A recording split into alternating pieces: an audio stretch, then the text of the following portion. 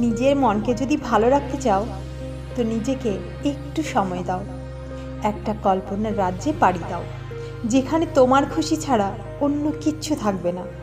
তুমি ইচ্ছে মতো ডানা ঝাপটে উঠতে পারবে সারা আকাশ, মন খুলে নিজের কথা বলতে পারবে, শুনবে দিবালোকের মৃদু বাতাস। নিজেকে নতুন করে খুঁজে পাবে, মনের মধ্যে একটা হালকা অনুভূতি আসবে, যেন কত ভারী বোঝা নিমেষে হালকা হয়ে গেছে। এমন খুশিতে ভাসতে ভাসতে যখন দেখতে পাবে তুমি নিজের বাড়িতেই এক নিরিবিলি জায়গায় আছো, তখন নিজেকে সবার সাথে, কাজের সাথে, ব্যস্ততার সাথে মিশিয়ে দিলেও এই আগের মুহূর্তগুলো ভুলে যেও না। দেখবে তুমি অল টাইম খুশিতেই থাকছো, তোমায় কোনো টেনশন হারাতে পারবে না। নিজেকে খুশি রাখার এই একটাই পথ, নয়তো এই ব্যস্ততার দুনিয়ায় নিজেকে ফ্রি রাখতে কেউ পারে না।